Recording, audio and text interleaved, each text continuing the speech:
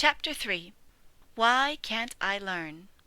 By dark it was plain to Farmer Hoggett that whether he liked it or not, Fly had not 4 but 5 children.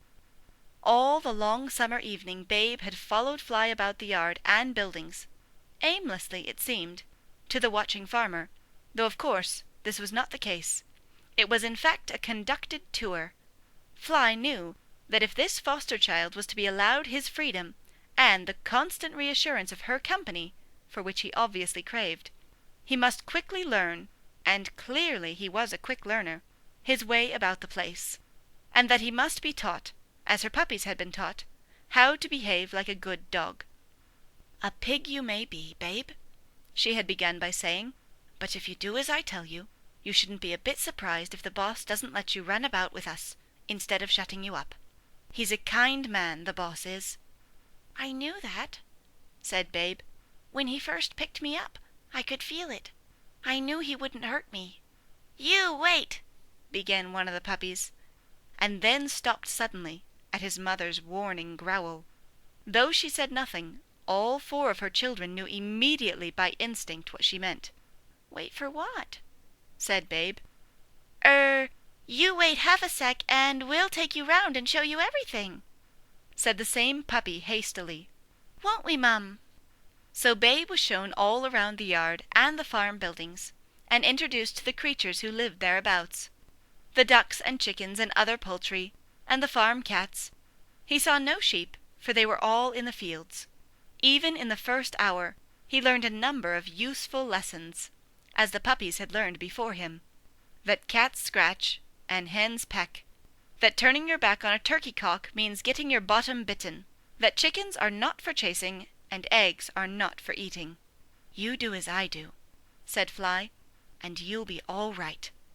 She thought for a moment. "There is one thing, though, Babe," she said, and she looked across at the back door of the farmhouse. "If I go in there, you stay outside and wait for me. Understand?" "Aren't pigs allowed in there?" asked Babe. "Not live ones," said one of the puppies, but he said it under his breath. "No, dear," said Fly. "Well, not yet, anyway," she thought, "but the way you're going on, I shouldn't be surprised at anything. Funny," she thought, "I feel really proud of him. He learns so quick as any sheepdog." That night the loose box in which Babe had first been put was empty. In the one next door all 6 animals slept in the straw together. Though he did not tell his wife, Farmer Hoggett had not the heart to shut the piglet away, so happy was it in the company of the dogs. At first the puppies had not been equally happy at the idea.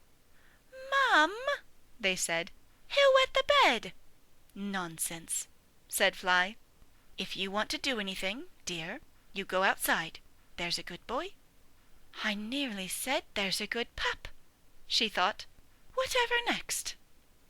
In fact, in the days that followed, Babe became so dog-like, what with coming when Fly came and sitting when Fly sat, and much preferring dog's food to anything else he was offered, that Farmer Hoggett caught himself half expecting, when he patted the piglet, that it would wag its tail. He would not have been surprised if it had tried to accompany Fly when he called her to go with him on his morning rounds.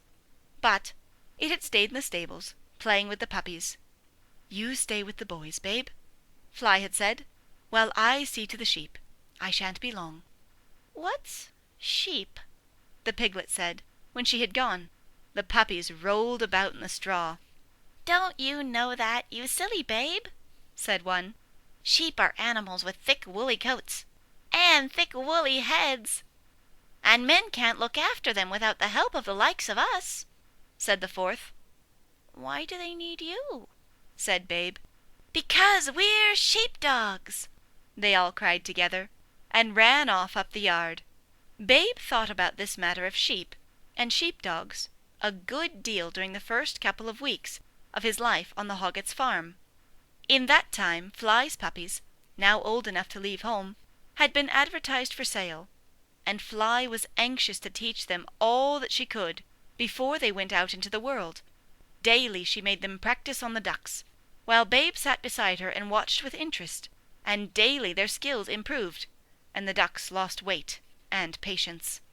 Then there came, one after another, 4 farmers, 4 tall, long-legged men who smelled of sheep, and each picked his puppy and paid his money, while Fly sat and watched her children leave to start their own working life.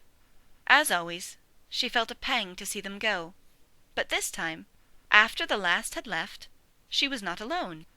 "It's nice, dear," she said to Babe. "I've still got you.